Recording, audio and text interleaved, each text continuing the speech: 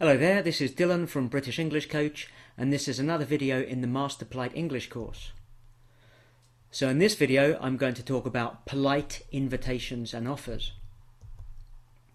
Now there are two kinds of offers or invitations: direct or strong, or indirect or weak.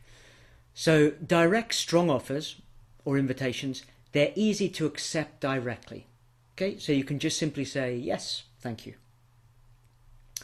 Okay, so let's look at some examples of direct offers. So a very common one is just simply, let me help you. Now we can change that, let me buy you a drink. Let me drive. Let me pay the bill. Let me get this. Let me get this basically means let me pay the bill. Let me pay for something. And it's very common to actually offer in this way. And it's polite, so it's very useful.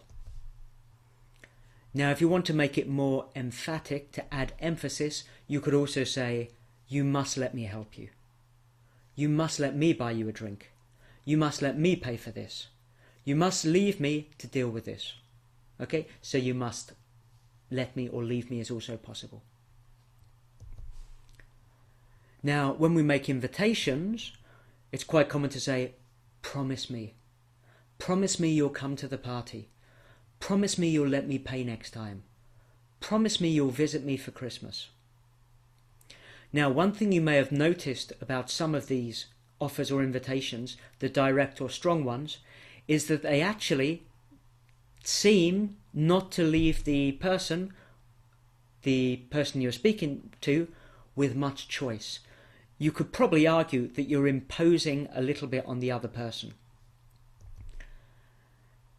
You will let me help you, won't you? You can come, can't you? You are free on Thursday, aren't you? You will come to dinner, won't you? So another way of offering or inviting people is to use positive question tags.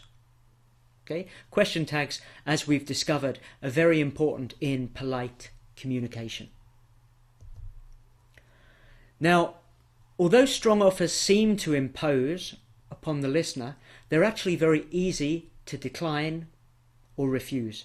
To decline means to say no to an offer or an invitation. So that's why, even though they seem as though they don't follow the rule, they're actually easy to refuse, but we often offer an explanation, a reason, a justification why we don't want to accept the offer or we don't want to accept the invitation. This means the other person doesn't lose face, because you've provided a good reason why something is not possible or you don't need something. So there are many ways of refusing an offer or an invitation.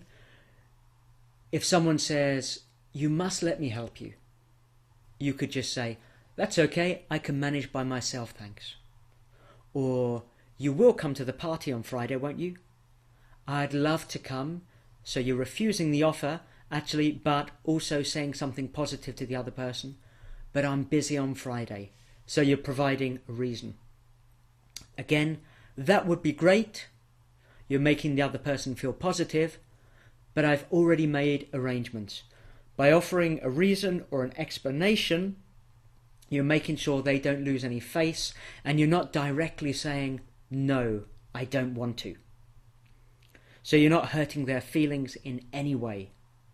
Now, you may be lying, you may not be busy on Friday, you may actually need the help, and you may not have made arrangements, but it doesn't really matter at this point. You've decided you don't want to accept the offer of help or the invitation, and the other person understands that.